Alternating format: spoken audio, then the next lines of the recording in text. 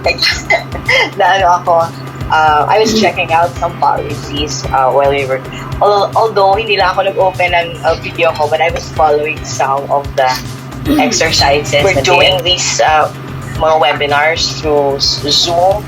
Umuupo tayo for a long period of time.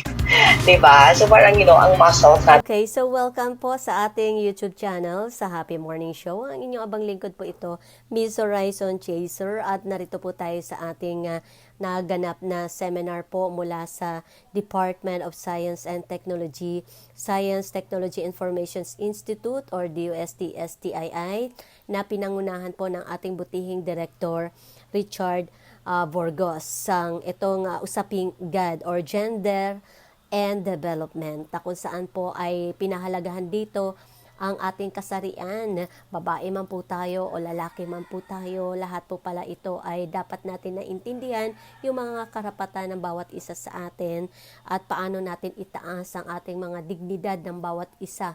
Ano man po ang ating katayuan sa ating lipunan, at itong Enhanced God Awareness among S&T Promotion Partners ay talaga pong nagsusumikat po ito para masaayos yung pagrespeto ng kababaihan at kalalakihan, or tomboy, bakla, anumang religion, anuman ang kultura, anuman paniniwala nating lahat.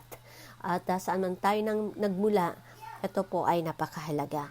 So, ito po ay sana maintindihan ng ating mga kababayan at malaganap itong mga training na ito sa buong mundo, hindi lang Philippines. At kapag po kasi naikapit pala natin ito, napakapayapa, napaka-peaceful, pwede tayong mamuhay ng hindi natin kailangan na magkasakitan, at kung anumang mga pang-aapi, pang-aabuso na magaganap.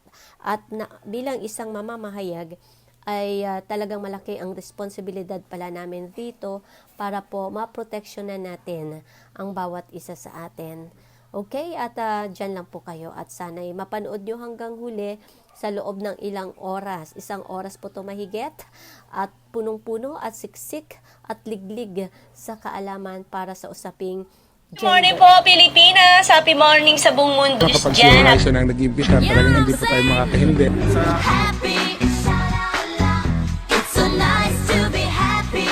Sa ating kalusugan dahil nasa modernong medisina na po tayo sa ngayon. Tayong magagandang ibabalita sa inyo po at hindi lang po yon at saya tulad na nabanggit ninyo abang lingkod, alamin ninyo kung happy morning show na kung saan live na live po tayo dito sa Tuguegarao City. Na o baka may naisip kayong mga produkto na pang lalong makilala din, tutulungan po kayo ng matututo ka na, lagi ka pang masaya.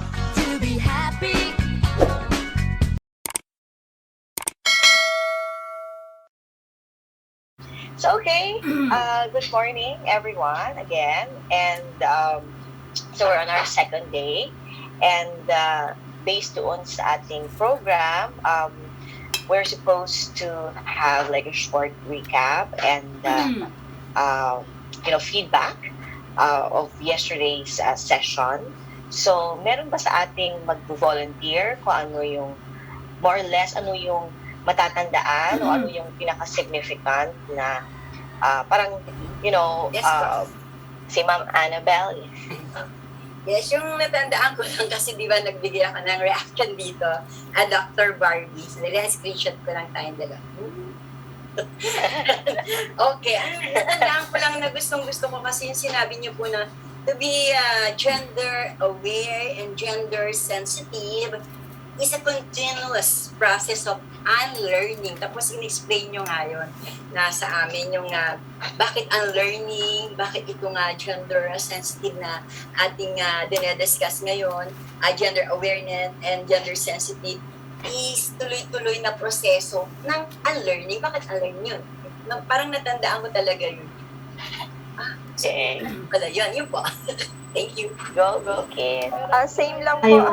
Paano natin ma-achieve yan if at the very least, hindi natin maintindihan yung need for gender sensitivity sa buhay natin. So it's not just tama si Miss Sonia, it's not just like, out of compliance, although it may begin as that. Admittedly kasi, ang dami natin na hindi naman napasok dito or hindi naman na-expose sa ganitong topic kung hindi ni-require. Di ba? Especially for government institutions o kahit na sa mga SUs, is ni-require. So, umattend. Di ba? I mean, hindi naman lahat kasi are interested or nasa, nasa within the realm ng kanilang daily na lives yung usaping gender. In a way, yung sa akin kasi, syempre, I'm working in the academe, so more or less yung exposure ko is probably more than the others na hindi naman, kasi syempre, it starts with theories, yung mga ganyan, and then advocacies. So, hindi lahat may ganun na experience. So, kailangan talagang ma-appreciate, kahit in the simplest terms na lang, why we're doing this? Why are we investing time, money, and energy in having gender-sensitizing activities like this na 2 days na we're trying to understand yung, let's say, 2 days out of 1 whole year, malamang baka next week nakalimutan nila lahat eh. Diba? I mean, this is not something na talagang ma-appreciate natin o ma-process natin and ma-apply natin, most especially sa ating lives, pag minsan-minsan lang tayo na-expose sa ganito. So kahit pa paano, we are hoping, ako personally, I'm hoping na kahit medyo nag-start na lang tayo or at least na-trigger na mag-isip, may logic naman pala yung pagiging gender sensitive. And what we're aspiring for is definitely not against human rights. In fact, it's uplifting human rights and recognizing na may equality yung everyone, all human beings. Unfortunately, yung realities na natin ngayon in the world, hindi pa siya gaano pantay or equal. And yung unang napansin ng humanity is yung inequality in the relations of men and women. Gusto ko lang yung ibanggit kasi in my recent engagements with other institutions, may mga nagpo-point out na bakit more or less yung zero in pa rin sa mga ganitong workshops or seminars is yung men and women. How about yung mga members of the LGBTQIA na community? Gusto ko lang i-point out din, historically kasi, yung pag-point out that there is a disparity in terms of status, in terms of opportunities between women and men. If you recall, women were not even allowed to vote until, in the case of the Philippines, I think it was 1937. There was also, so in other words, yung una din kasi na nag-point out ng unequal relations or gender relations sa society are women vis-a-vis their situation or their statuses with men. So kumbaga yun yung nag-una.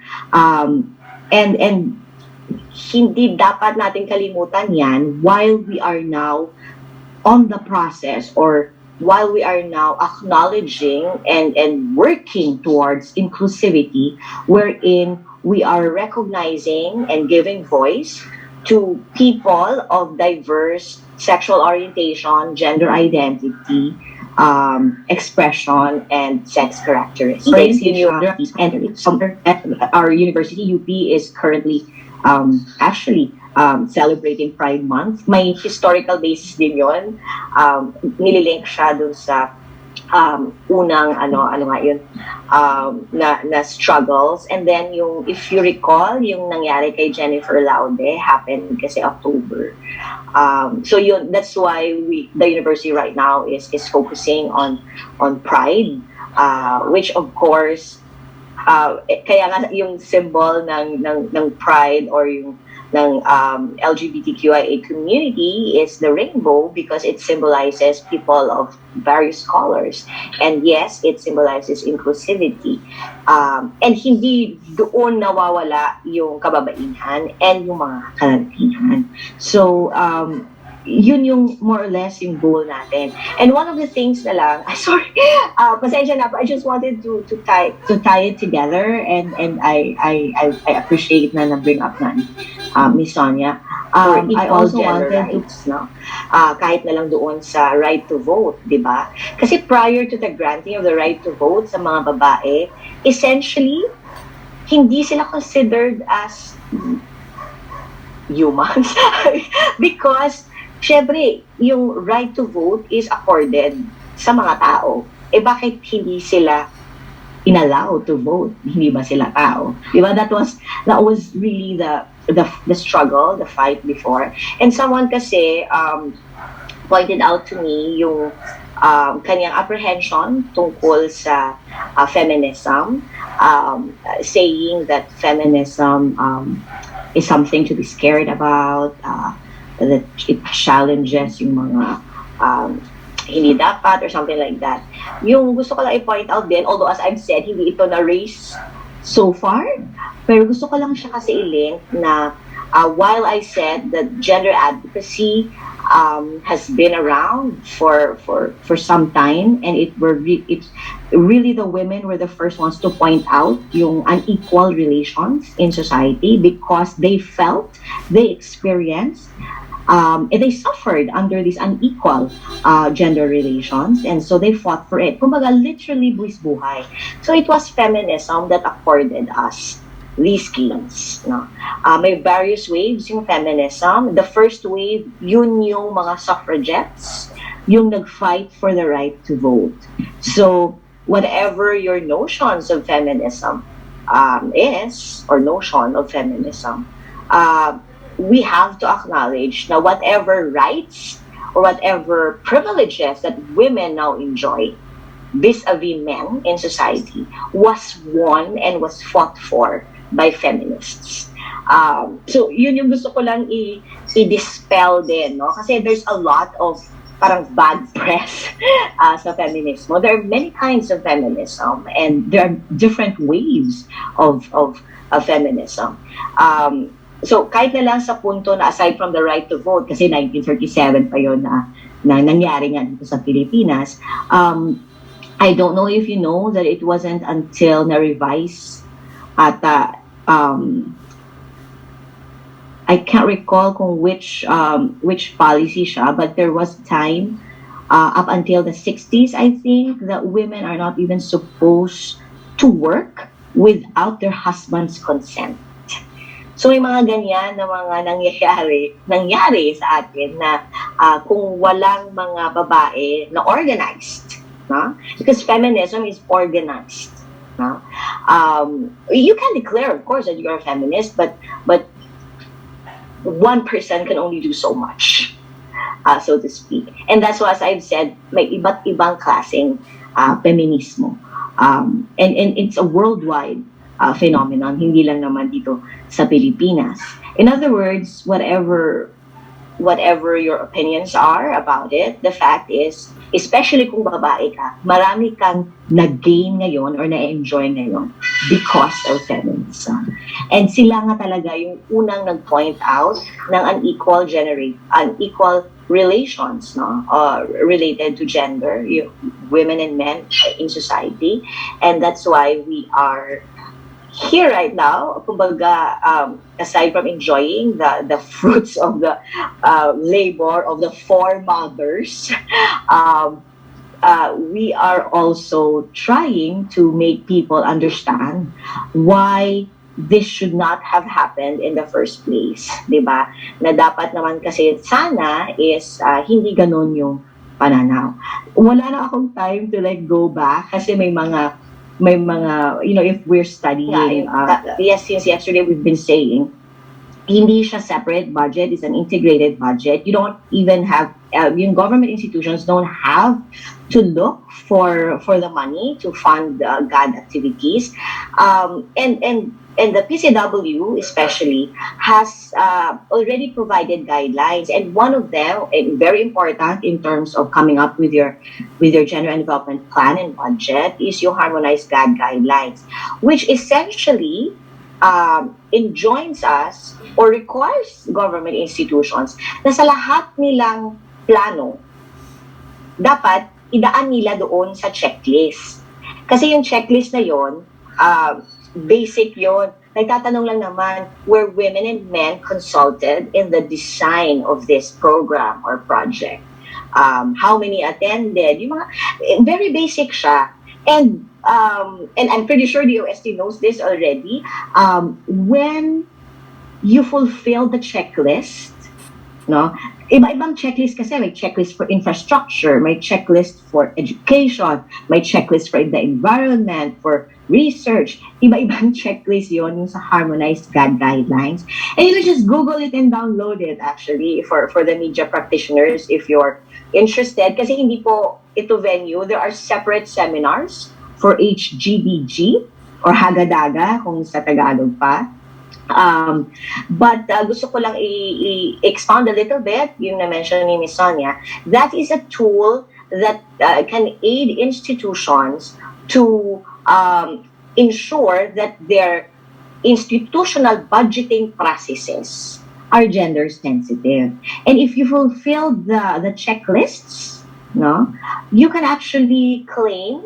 And when you say fulfill, dapat may ano yan may supporting documents. You cannot just say yes, women and men were consulted in the design of this project. Hinihingan kasi talaga ng proof. So dapat nagpa-survey ka, ilan talaga yung babae na na-survey, ilan yung lalaki, ano yung results. So in other words, this is how serious government is in implementing yung gender mainstreaming.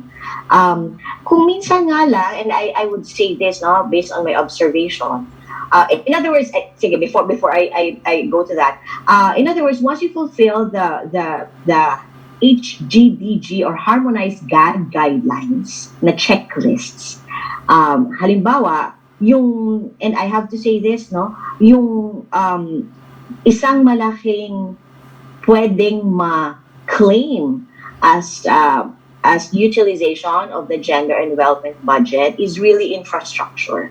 Kasi yung infrastructure, malaking, di ba, malaking budget talaga yung kinakailangan if meron kang infra na project.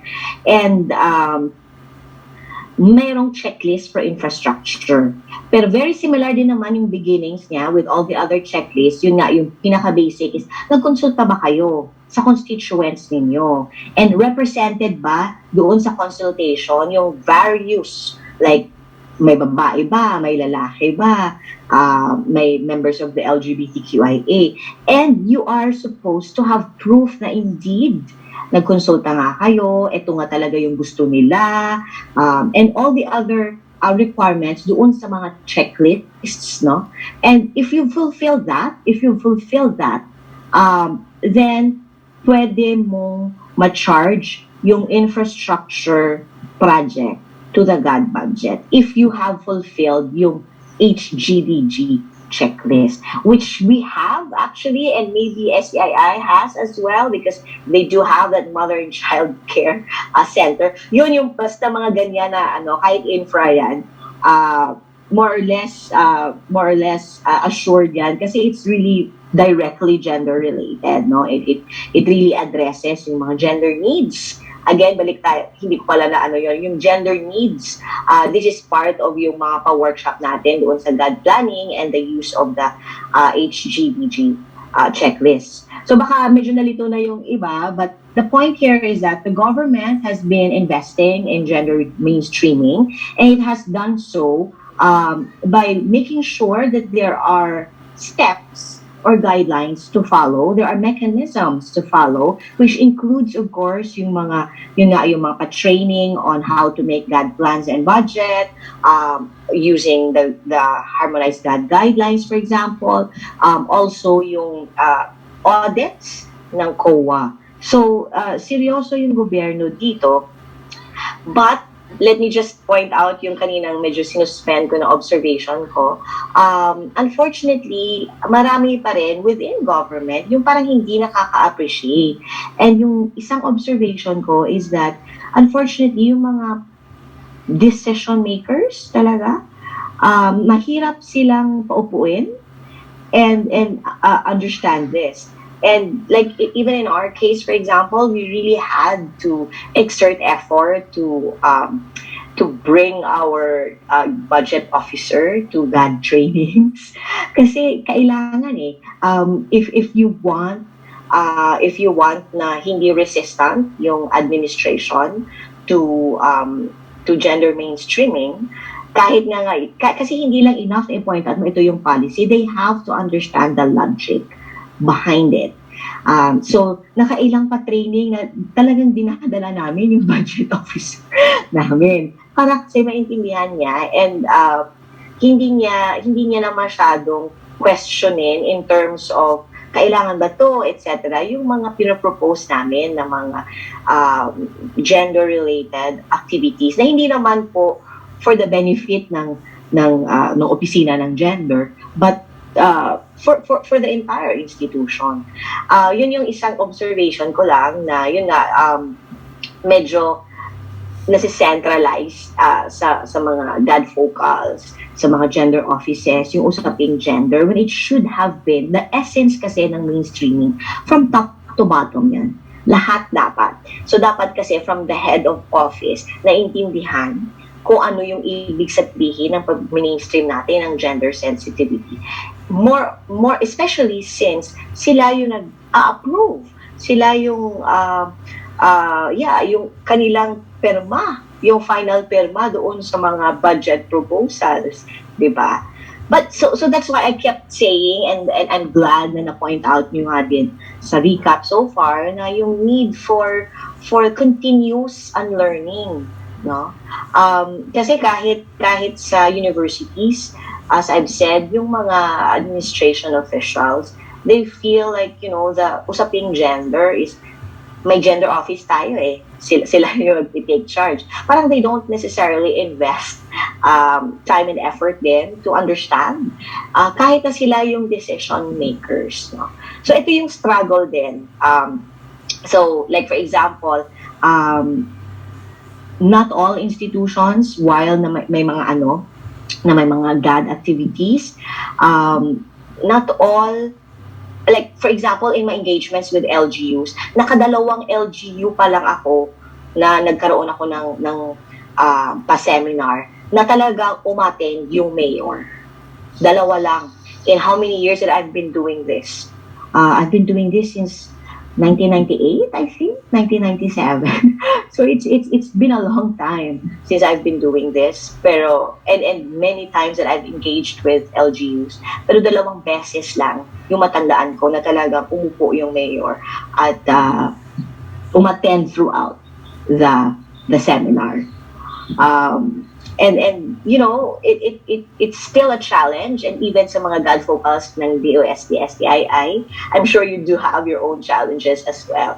Pero sige lang, we just continue. Yung importante is that from our end, meron tayong appreciation na hindi lang out of compliance yung pag-mainstream natin ng gender sensitivity, no? And that's why I'm hoping na kahit paano this 2-day seminar would sort of start that sa atin individually, especially for those na maybe first time na ma-expose sa gender advocacy. Sila Ma'am Sonia at saka sila Ma'am Nora, more or less hindi na siguro nila first time ito, but those who are new to this, no, would really benefit greatly from the insights that you share, and they're much appreciated, no.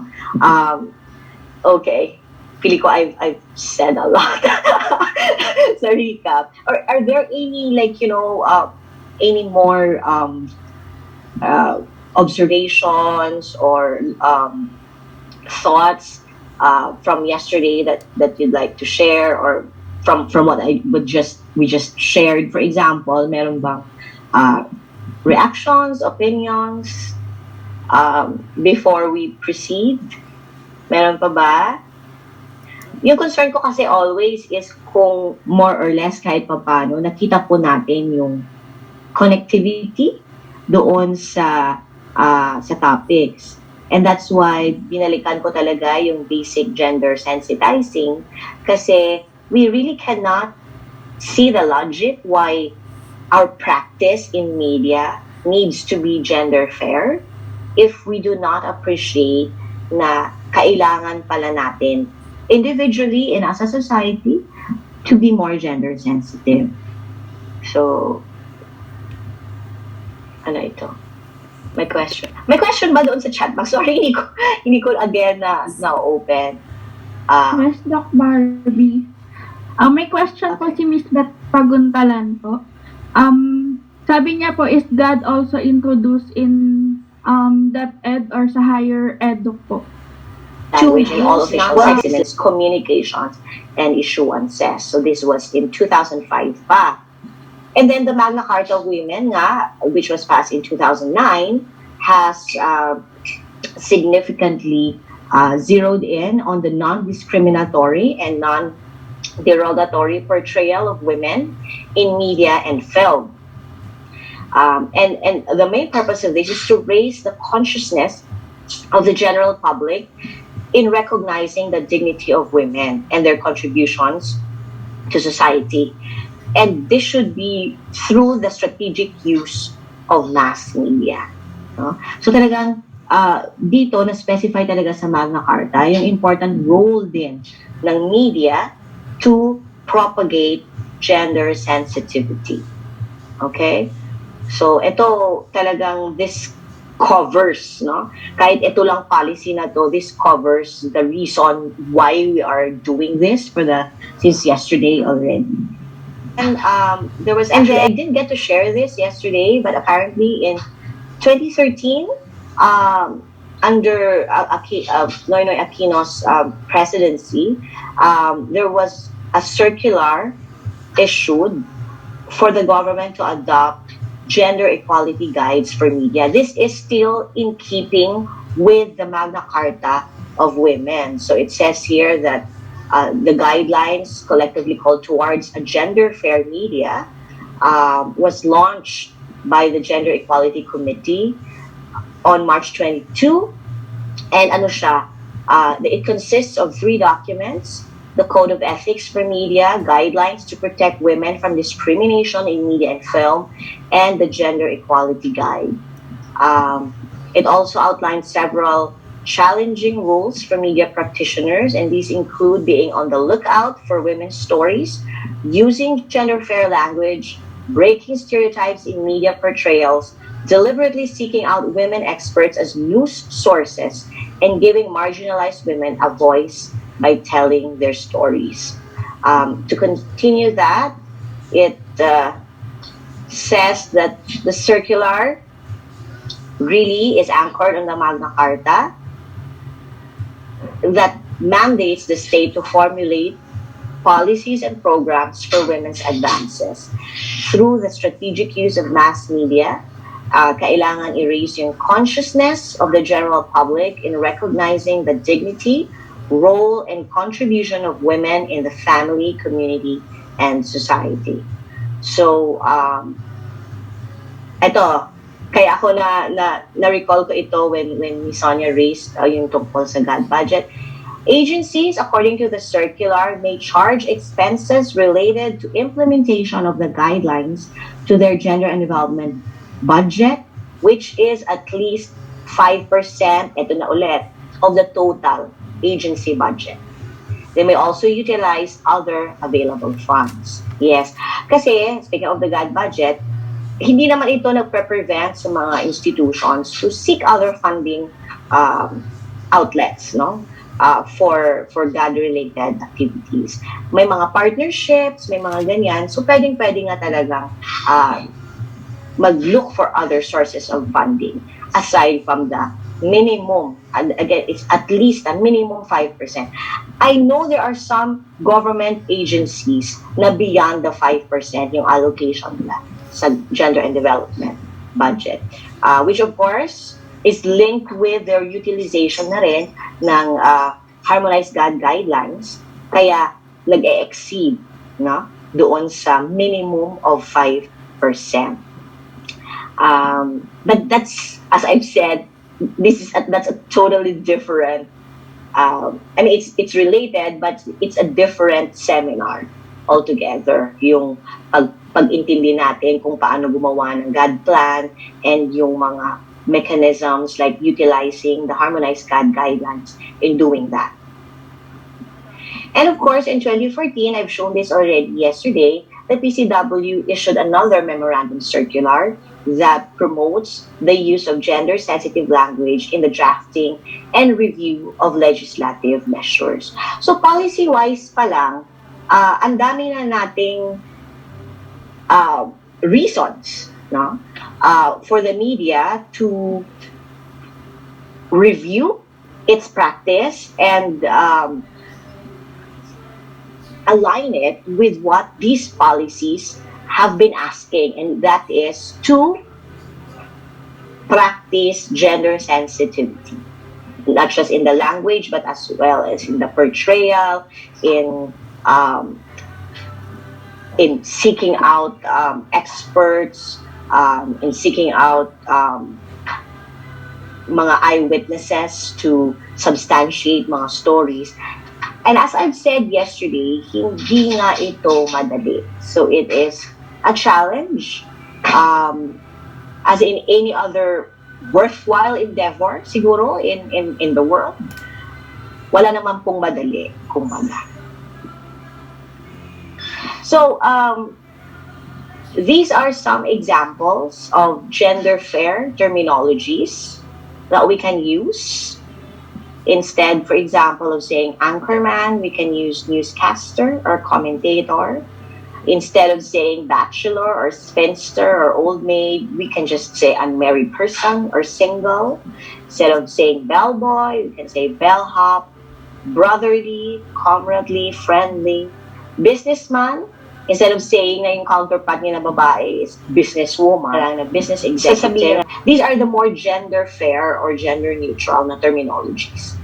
Yung sa kabila, cameraman, camera operator or videographer or cinematographer. Okay? Chairman, ito medyo nasanay na siguro tayo, no? I mean, more or less, marami na rin akong naririnig na instead of chairman, sinasabi ay chair na lang, chair or chairperson. Ako yung personal ko na gusto upon seeing this is actually convenor. Kasi yung chair naman talaga yung nagko-convene, di ba? Ng mga meetings, yung mga ganyan. So, mas ako personal preference ko yung convenor.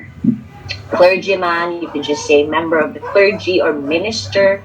Congressman, instead of saying yung female counterpart as congresswoman, let's train ourselves to use the term representative or congressional representative. Kasi di ba, rep naman talaga yung ano nila, yung, di ba yung sa title nila, yung nakalagay, rep, di ba? So, although yung iba siguro gumagamit pa ng Kong, no? yung parang shortcut. But it's really, they're representing congressional districts. No? So I think it's but logical that we just use the term congressional representative. Other examples, yan. So councilman, councilor, craftsman, crafts artist, artisan, craftsperson. Ayan. Instead of delivery boy, kasi ngayon, di ba, medyo palagi tayo nagpapadeliver siguro kasi di ba hindi nga tayo makalabas masyado. You can just say delivery clerk or the courier. Instead of saying these terms, you can just say household worker. Or mas maganda nga yung ano, di ba? Yung Filipino, merong yung term na kasambahay. I actually like that kasi it sort of implies in Hiligay noon we use the term timbang, which is actually indicative of help, no? Because that's exactly what they're doing. They're helping out. Maid kasi is really derogatory, diba? So, moving on, so you have instead of draftsman, you have drafting technician. Instead of saying, ay, effeminate kasi siya, you can just say this. Okay. Instead of fellow countryman, you can say compatriot. Ayan, yung fireman, firefighter, fisherman, fishers, or fishfolk, fishing community. Ito, like, you know, I've done a lot of research kasi with fishing communities, and medyo yung terminology naman talaga ngayon, medyo nag-evolve na to use this more. And speaking of that, struggle din ito. You know, within the circle of fisheries research, na ma-recognize na ang fishing is not just a male activity. Okay? But, so may mga may mga conferences yan kami na specific to gender and fisheries. And it was only in 2018 na after, I think more than 10 years, it was only in 2018 na nagkaroon talaga ng organization of gender and fisheries. Okay? And Asia Pacific siya. So I'm just saying na yung pag-evolve natin to become more gender sensitive takes a while, yes, but we are hopeful that we will really get there. Instead of saying foreman, you can say supervisor. I don't know if you're watching American television series and pinapakita, for example, yung mga apartments, they always use the term super. Tell your super. It's actually supervisor. Okay? There's a building supervisor kung sa atin pa yung parang tagapamahala. And yun yung term na ginagamit nila palagi. If you're familiar with mga American TV shows, yun yung ibig sabihin nila ng super. Okay? And then instead of saying founding fathers, just say founders or ancestors. I know kanina I deliberately used the term foremothers, diba? Because I was referring to the early feminists, especially those who fought for women to be granted the right to vote, Filipino women to be granted the right to vote. And one source of pride for Ilonggos actually is the fact that and this is documented historically, you can really check this, one group that really pushed for women's suffrage in the Philippines is the group called La Feminista Ilongga. So, yun talaga yung term ng kanilang grupo at the time. Okay. Other examples of gender fair terminologies, instead of saying handyman, you can say maintenance worker. Ito na, yung sinabi ko yesterday, instead of saying these terms, you can just say prostituted person. Instead of saying the hostess, you can say host or presenter. Instead of saying landlord, you can say proprietor or owner. Instead of layman, layperson, non-specialist or non-expert. I like the term non-specialist, okay? Because it implies na may alam siya, pero hindi niya specialty yun. Yung whatever it is that you're talking about. Or hindi siya expert doon. Pero expert naman siya. May implication na may expertise naman siya, not yung whatever it is that you're discussing. And then the mailman, postal worker, again, yung walang kamatayan mankind, pwede natin gamitin yung human being, human, or humankind. Ito may recent encounter ako dito sa man hours. How many man hours? And so I had to correct to say na, can you just use the term labor? Or how many work hours? Okay? So, kailangan talagang, medyo i-practice lang natin. Okay? And instead of man-made, you can just say manufactured or synthetic or fabricated. Okay? Or you can even use artificial. Okay? Kasi hindi siya natural. Diba? Ito din, like, medyo ano siya, mas frequent pa nga ito ginagamit siguro compared to man-hour. Yung manpower, you can substitute personnel, labor force, or workforce. Pero frequently, sinasabi kasi ito ng mga taon, kulang tayo sa manpower. You could really just use, kulang tayo sa personnel, kulang tayo sa labor force, or the workforce. Okay? Ito na. Now, given that I've shared those terminologies that you can use, here is an example of how we can perhaps spot and fix sexist language in 21st century news reporting. So, dito sa table, pinapakita on the left side yung original, and then kung paano natin siya gawing more gender sensitive or more neutral yung paggamit ng language. So dito, sa unang example, sinasabi, for seasoned newsmen trained to see through political spin, the spectacle is cringe-making. So may mga ano talaga, may mga na-quote ito kung saan nakuha. By the way, this came from the Gender Fair Media Guidebook, this particular table. So how do you fix this? Pwede mong sabihin, for seasoned media people, trained to see through political spin, the spectacle is cringe-making. Okay? Ito yung second example. There's nothing to connect to the reader or enable him. You know, yung paggamit ng him. Remember, since yesterday, medyo na-review ko na rin ito, to feel a real part of the public debate, yung paggamit ng male pronoun as if it's generic, that applies to all. So you could just use the term them. There's nothing to connect to the reader or enable them to feel a real part of a public debate. You might say pa na, lang sinabi niya eh. So, pwede mo na yun pa rin further edit ito. So, to connect to readers para maging consistent din siya dito sa them. You know? But this is already acceptable. Ito, medyo mahaba-haba. Kasi marami siyang ginamit dito na, well, dalawang paragraphs o dalawang phrases na ginamit yung term na man. No? Itong phrase na to is, says distinctions between man and beast. And sa alternative or the alternate version, you can just say between humans and beasts. And dito naman, working to erase the man-animal distinction, you can just say the human-animal distinction.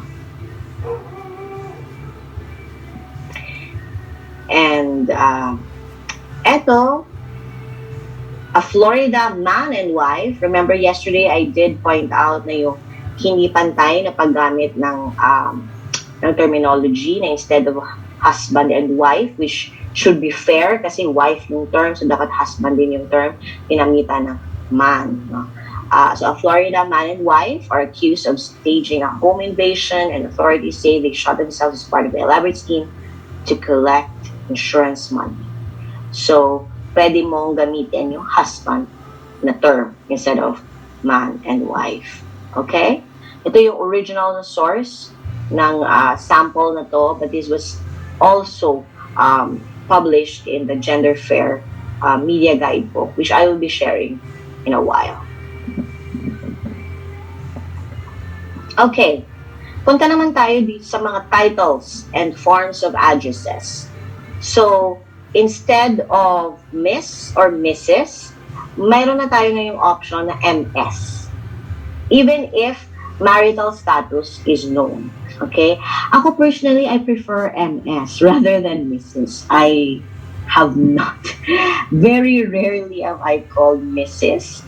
Maybe because, you know, I'm in the academia. Yung pinaka-frequent na tinatawag sa akin is Ma'am Barbie. But when I, like, for example, when I book online sa mga airlines, sa drop-down menu, yung choose ko talaga is MS. I'm more comfortable with the MS na title than a Mrs. If there's no other choice, kung baga, like, if there's no choice for professor or doctor, yung mga ganyan, I would go for MS. Okay? Ito, nakagawian natin na ginagamit yung first name ng husband to refer to the wife. So you can use her name, okay, instead of her husband's. And then, this one, nangyayari ito sa atin when we write, for example, na hindi natin alam whether babae ba o lalaki yung sinusulatan natin. A lot of times, I think we use the term sir, ma'am, or sirs, madam, or something like that.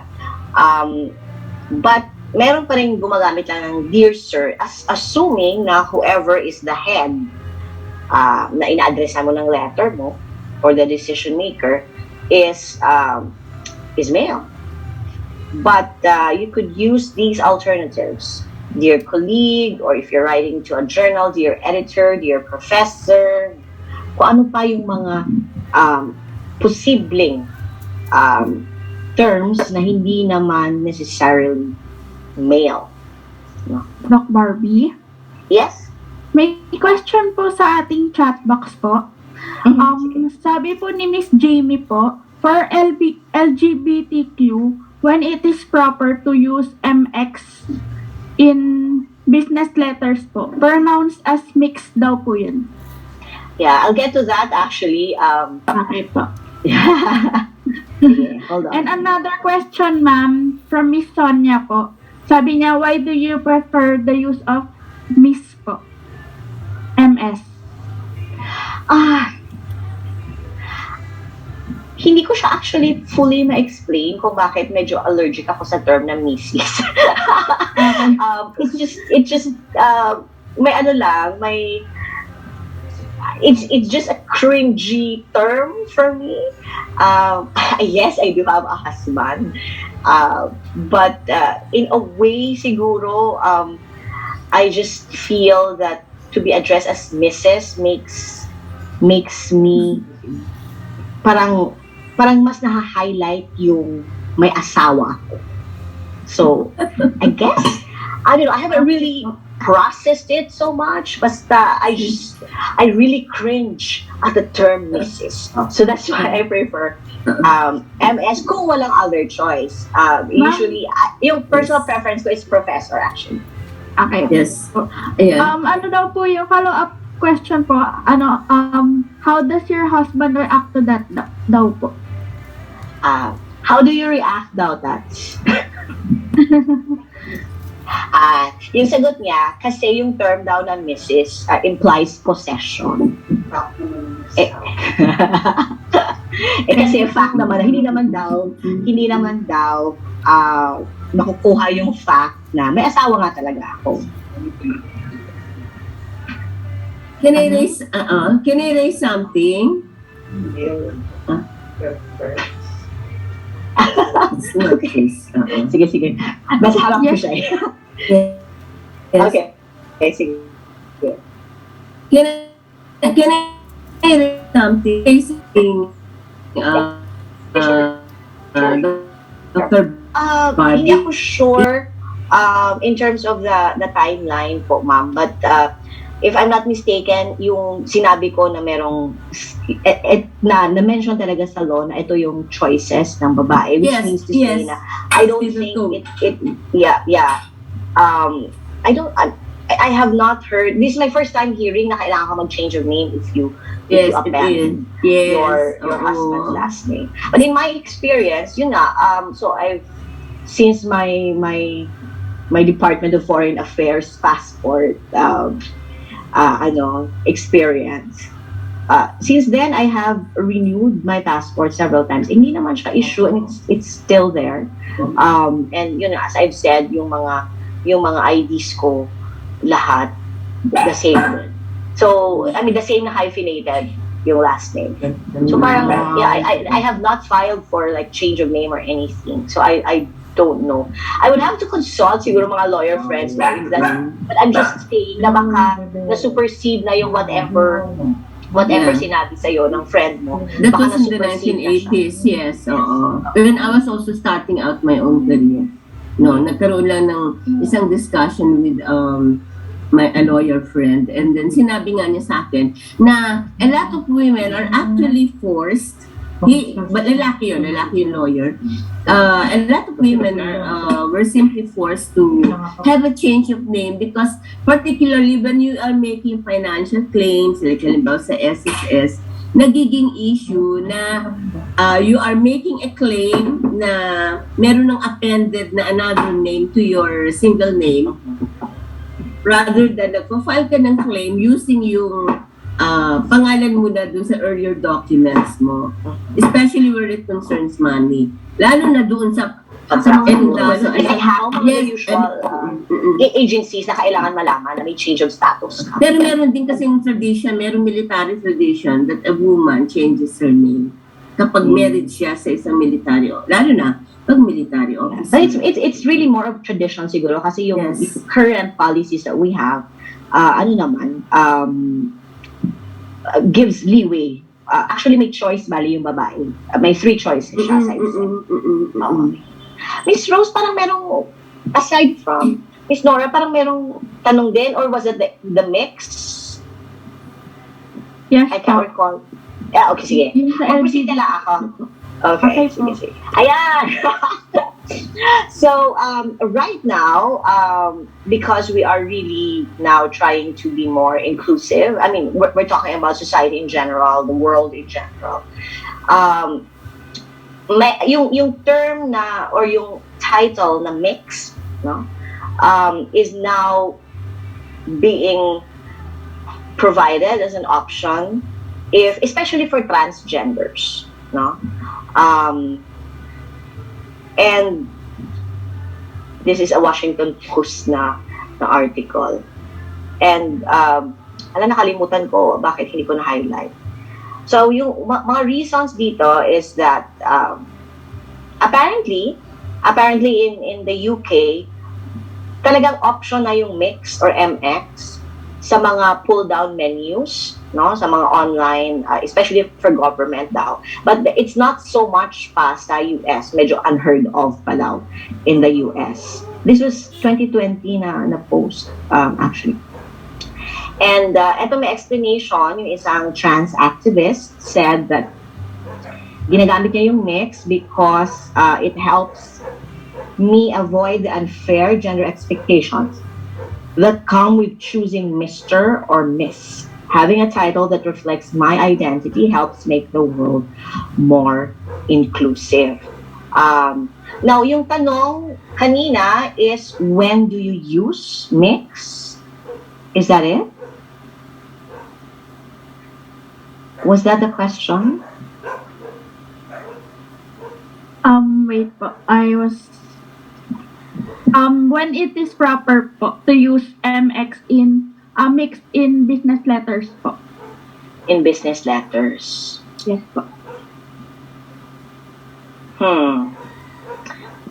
Kasi yung sa pagkakaalam ko lang, it's yung paggamit ng term or yung title ng mix, it's being used if, for example, like this trans activist, talagang known siya to be using this particular title, and known siya talaga na trans activist siya. And yung sinabi sa isang seminar na na-attendan ko, na diskusyonan nga ito, is yung safest way kasi to use this term is to ask. You ask the person, but it's possible only if may face-to-face interaction kayo, or may prior communication kayo prior to you writing the business letter. Kaya ako napaisip, and I don't know if you've noticed, especially the younger generation nowadays, and some institutions abroad are actually citing talaga sa kanilang email addresses, sa kanilang social media profiles, kung anong pronouns yung gusto nilang affiliate with themselves. So that gives the person an idea of kung paano siya i-address, diba? So really, as much as possible, and because I agree that this is the safest way. Na if you're not sure on how to address the person, it's best to ask, no? It's best to ask. Now, if it's a business letter, however, na wala ka talagang alam prior kung ano ba yung title na gusto niya. Like, totally hindi mo alam kung ano yung gender identity niya. So how do we go about that? Yung ko siguro is, siguro if you're writing a business letter to someone na totally wala ka talagang alam sa background niya, and except siguro sa name, forgivable pa naman siguro if, for example, if it's a male-sounding name, to use the term na Mr. But maybe in the communication, in the initial communication, you ask if you are addressing the person in a way na gusto niyang i-address.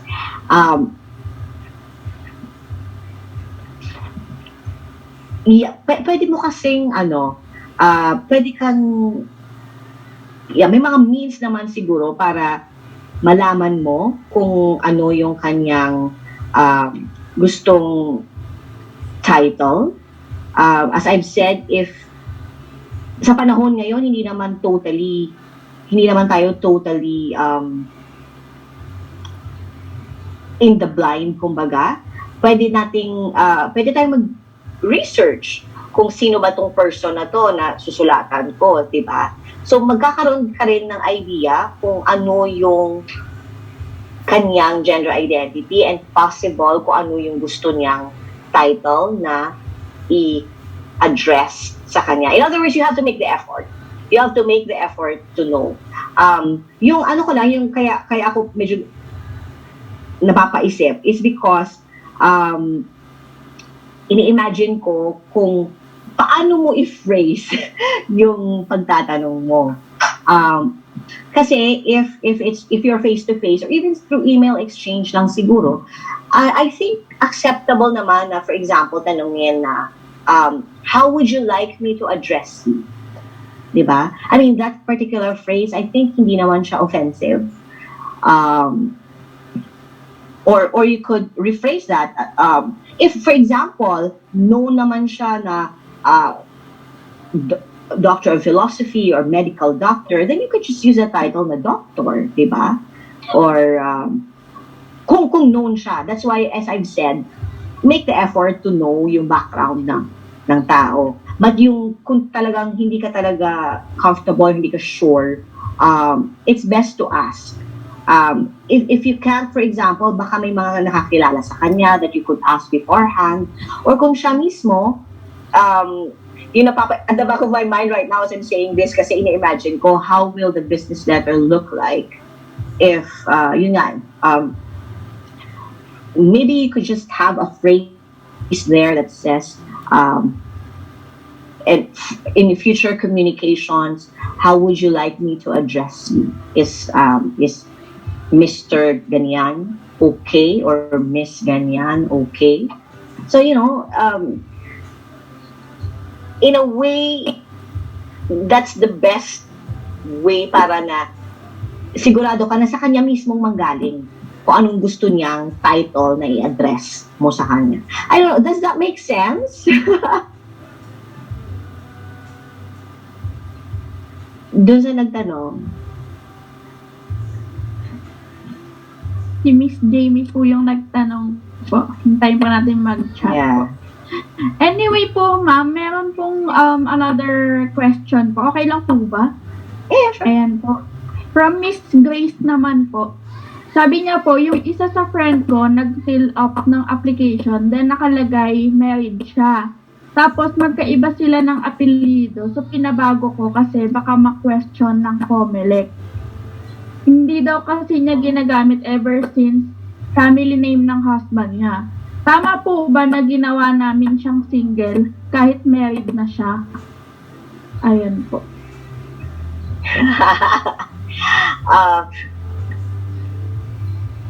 Kung akong tanongin nyo ngayon, hindi. Kasi, as I've said, iba naman kasing usapin ng pagdala ng pangalan, iba naman yung usapin ng marital status. And this is one of the things na medyo hindi pa masyado naintindihan ng lahat sa Philippines. One thing that I know in the US, for married couples, na they don't want to be shackled with whose last name are we bringing. Meron kasi in the US daw, after you get married, there's a window, may time frame wherein you can register a totally different last name. So may mga kakilala ako na mayroon silang binuong last name that both of them use, but it's not the last name ng either of them.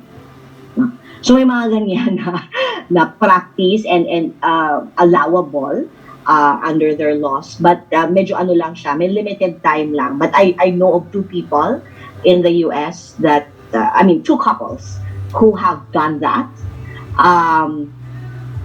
Now, with regards to that particular question na sa COMELEC,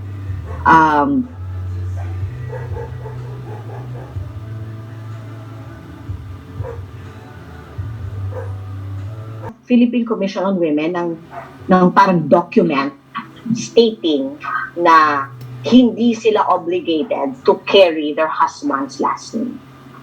So, yun yung aking opinion on the matter. May mga nagre-raise ng hand. Apo. Thank you po, kasi Dr. in the Bar. sense na may time na nagamit mo kasi. So, in other words, yung identity mo, especially kung if you're talking, you're getting a national ID, medyo may gray area doon sa identity mo if you have been using yung last name niya dati. So, I don't know, does that make sense? Hindi ko siya bali masagot per se kasi hindi naman po ako abogado, but I think lawyers can help you with that, na hindi naman necessarily na kailangan may documents talaga kayo kasi yun nga ang mahal kayo magpa-annul dito. Yun nga napakawalang katarungan, mahirap sa aming ating mga babae. Yeah, Sobra. The lawyers would actually know how Napakahirap. to Kailangan maraming move explanation pa. ano ba? Kailangan napakadami pang explanation every time na lang pag nagtatanong, napakahirap. So, hindi ko naman makasama sa buhay yun. I would suggest, yung akin lang is I would suggest you consult a lawyer kasi baka isang document lang naman yung kailangan mo na pwede mong dalhin wherever to end the conversation.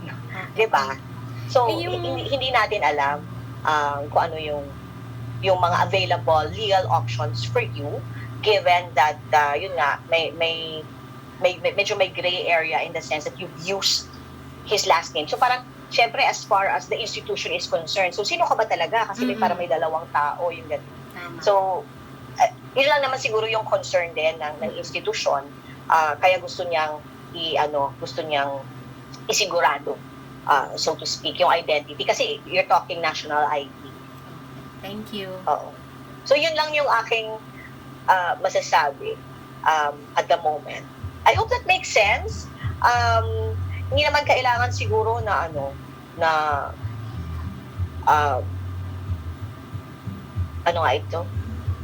Kasi kung ikaw lang nag-explain most of the time, yun nga parang nakakapagod.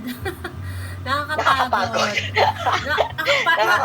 So, it's best to have like, a document. Awang-awa ako sa I sarili really ko. admire yung isa colleague, yung isa former student ko, nagkumuha talaga sila ng parang document sa PCW that says they're not obliged to carry their husband's last name.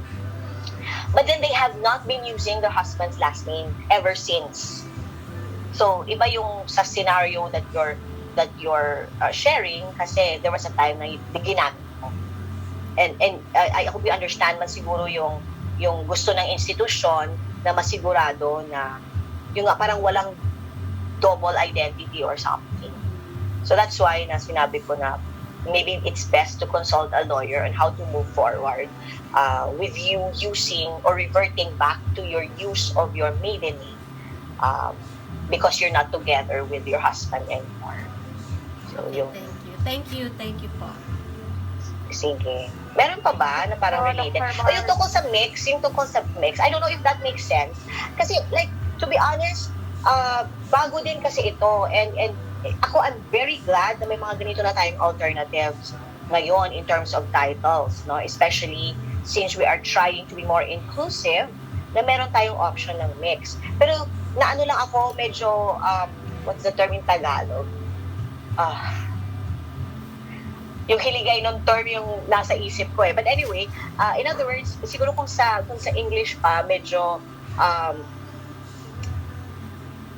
hindi lang ako makaproceed with like a categorical answer kasi yung example na tinatanong is for business letters, and imagine ko is if you're addressing the business letter to someone na totally wala kang alam kung ano yung kanyang background, ano yung gender identity niya.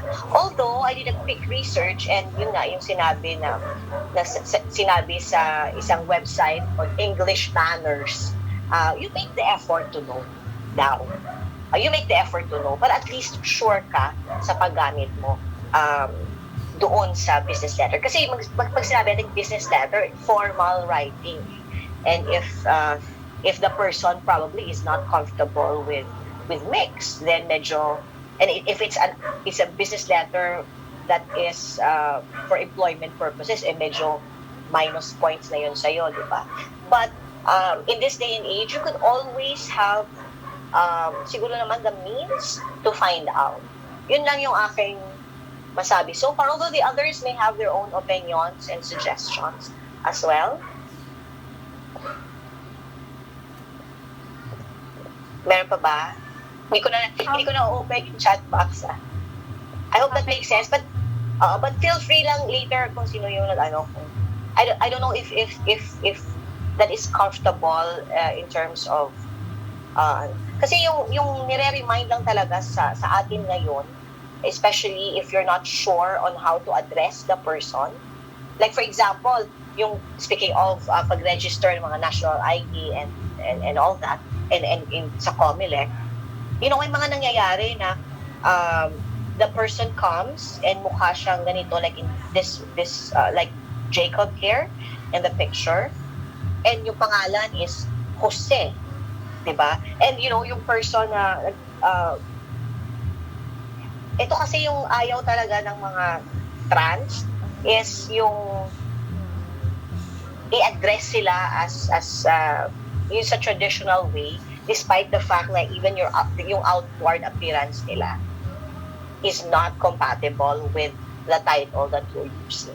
So pag ganun yung scenario, then tanungin mo na lang. You can just say, it can really be casual. You can just say, excuse me, how would you like to be called?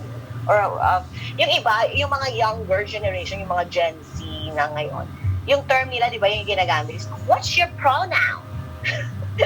Yung mga naririnig ako, young people na ganyan. What's your pronoun?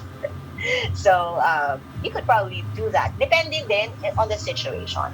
Pero you really, the best thing, if you're not sure, magtanong ka. Okay. Maybe at this point, we can have like a 5-minute break muna before we move on. Pausa na ng guidelines. And let me just remind everyone na yung guidebook na ito, which of course specifies kung how to move, how to act, and how to improve our practice, is backed up by necessary policies, no? So, kinakailangan natin ng guide na to so that we will, at the very least, comply with the policies that have already been set in place. So, ito yung mga expected changes. We are supposed to have some change in perception. Hopefully, since yesterday and today, meron tayong naumpisahan, no? In terms of precisely that, no? Changing perceptions. Wherein we are now recognizing that everything we do as media practitioners and even as a private citizen may impact women and men differently, no? So, yung kahit ano lang, kahit napapaisip lang tayo ngayon, okay, that could be a start, no, in changing perceptions. And syempre kasi yung practice, kaya important yung change of points of view, kasi hindi naman mag-impact yan sa practice natin kung walang change in the way we view yung mga bagay-bagay, yung gender issues, yung gender relations, and their implications sa ating profession, so to speak. So in terms of our practice, it is being hoped na magkaroon tayo ng change in the way we practice our profession so that we consciously avoid perpetuating discrimination and instead promote equality. So ito yung goal.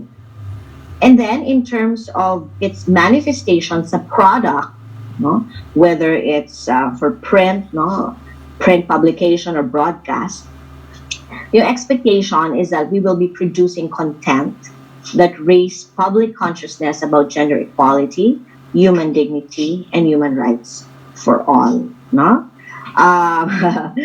Medyo just reading all these out loud, parang na-imagine ko na baka yung mga media practitioner partners natin are thinking or feeling na, wow, napaka taas naman ng expectations, no? Again, gusto ko lang balikan yung sinasabi ko na since yesterday, process naman po ito lahat, no? Kaya nga sabi ko, yung to be honest, yung expectations ko, yung personal expectations ko, mababa lang. Okay? But this is institutional expectation. Eh. Again, as I've said, this is the PCW and the Media and Gender Equality Committee backed by policies. So, understandable naman that they set such expectations sa ating media practice, di ba? Kahit umpisahan lang natin sa pag-think about it, di ba? Pag-process lang, does it make sense in the last 2 days na uma-attend ako dito? May kabuluhan ba ito? No? Kahit sa ganun paraan lang, no? Baka meron tayong konting change in the points of view na hindi sana yung change is nag-backslide tayo. But, you know, nakikita naman natin dito sa picture na merong arrow. No? So yung trajectory natin is we first need to change our perceptions as practitioners, as individuals, and then see this manifested in our practice and eventually in the products that we produce. Diba? Kasi hindi tayo pwedeng tumalon kaagad na yung product is ganito na kung wala tayong changes from the expectations or from the perceptions per se. Okay. Well, that being said, teka lang, just give me a few seconds.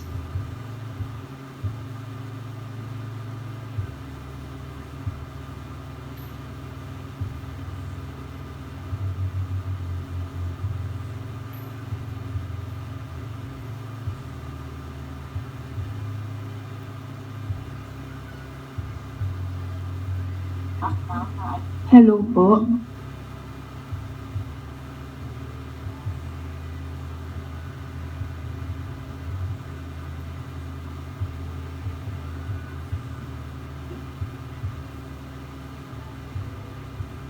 Sorry, I just had to attend to something real quickly. Okay, so going back, so these are the expected changes that the PCW and the Media and Gender Equality Committee has hoped for sa media practitioners with the publication of this Gender Fair Media Guidebook. So let's move on sa guides or guidelines. Actually, ilan lang naman sila and in a way, it summarizes what we have been discussing since yesterday. So, magkakaroon tayo ng quick polls. Okay na ba yun, Miss Rose? Yung nasabi ko na yung mga slides na ito, may mga polls. Yes po. Okay. Okay, Alright sige. So, I'll proceed. Yung fashion show ng bench. With, at the time, height talaga ng kasikatan ito. Pero hanggang ngayon, sikat pa naman, di ba, yung ang probinsyano. Pero height talaga ito ng kasikatan. Coco Martin, when this particular issue cropped up, wherein they got flagged because of this imagery that they were presenting in a fashion show, in a bench fashion show. So, aside from that, I know that more likely than not, yung mga media practitioners natin na nandito ngayon, umaattend, may not be the ones, or may not be writing in outfits na ganito. Kasi syempre, very sensationalized naman talaga yung these types of publications. Pero ito yung mga headlines and the pictures na makikita natin sa mga ganitong klaseng media products. Okay? So, may poll questions tayo na ipopose for everyone to answer. So, yung question is, do these materials portray women and men with dignity? Ay, sorry. Sa Zoom ninyo pwedeng ma-answer ito, right? As in, nag-a-appear naman. Pwede bang ibalik yung sa akin? Okay. Saan yun? So, we only have 3 options to answer. At the luck of winning a free weekend with Christine Reyes in the Coat 45 Vava Vroom Real Man promo. So the second poll asks, does it refrain from promoting pornography, sexual harassment, or gender-based violence? I was told na medyo na-ban ito, right? Na ad. But it's actually available. I mean, I was able to download it. It's still available on YouTube, but hindi ata ito inallow na But meron sila, kasi this is the second version of it. May first version, first version yung parang may nag-doorbell, and ito ata yung lumabas, may nag-doorbell sa room ni Christine Reyes, and she was coming from the shower, I think, and so very skimpily nakatualya lang siya, tapos inopen niya yung door, tapos may mga lalaki inside the room. So yon, but I chose this one kasi may physical contact talaga, kasi may namasahe siya in the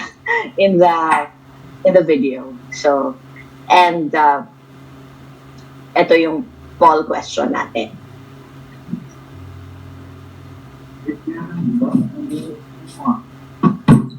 Interesting yung mga sagot. Remember that the policies enjoined, especially the Magna Carta of women, enjoined the media to help promote gender equality.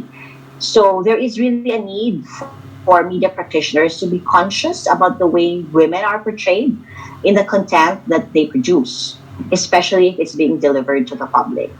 So yung requirements daw for gender fair practice requires that media should project the image of women and men, regardless of their age, religion, and social stature, in a dignified manner. So that was the problem with, or that was the issue with the bench fashion show. Balik ko lang a few slides back.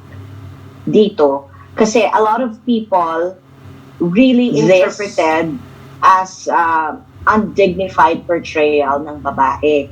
Kasi may mayroong may leash pa siya. So parang, and then, when they were walking sa runway, she was not walking upright. She was on all fours. So parang, she was being portrayed not as a human being, equal to Coco Martin there. And so, ang dami talagang nag-react dito, especially when it comes to the issue of how women are being portrayed. So much so that that Ben Chan and Coco Martin had to apologize for this. Okay.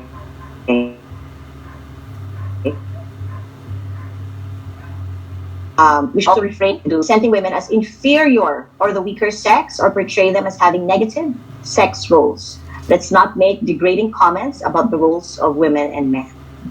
And we should not tolerate the objectification of women, including the portrayal of women as sexual objects, like in that ad, kaya nga naban siguro, or giving utmost or exclusive importance to their sexuality or physical appearance. So ito yung mga reminders sa atin if we are in the media. Although, hindi ako sure kung ano yung mga affiliations natin, no? But mga ano lang ito, mga reminders na, and baka kasi yung iba sa atin hindi naman ito applicable. DOST-beat yung kino-cover ko.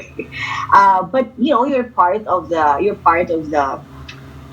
media, and we do know, we do acknowledge na nangyayari ito, and you probably have colleagues and friends who are working along these lines, you know, making ads and all that. So we can actually help in promoting gender equality by perhaps flagging the way they produce, no, their content. Okay. Next slide. Okay. So those slides cover the issue of portrayal in mass media that the Gender Fair Media Guidebook would like to address. Now let's go to the issue of balance in representation. Naalala nyo, yesterday I already showed this, but it's still relevant, particularly dito sa puntong balance in representation. And this is a fairly new data wherein worldwide, makikita natin kung ano yung percentage of women vis-a-vis men in terms of functioning as subjects and sources of stories related to COVID-19. And makikita natin na skewed talaga siya in favor of men. In other words, mas palaging natatanong yung men or males as experts, as subjects, as spokespersons, no? As people na kinukunan natin ng popular opinion, kinukunan natin ng personal experience. Medyo konti lang yung difference nila dito sa as I witness. Okay? But all the rest, especially siguro sa una, as expert or commentator, talagang very skewed siya in favor of men. Okay? So, dito pala makikita na natin na may issue talaga sa representation. Okay. So baka redundant na itong poll number 3 natin. But still, let's just do it. In that particular data that I just showed, are there equal number of women and men as sources of information? Said na no, no? Hindi balance yung representation doon sa data that I showed. Okay. Yung isang tweet, may picture, tapos sinabing this headline is a metaphor for basically the entire world, which shows Phelps ties for silver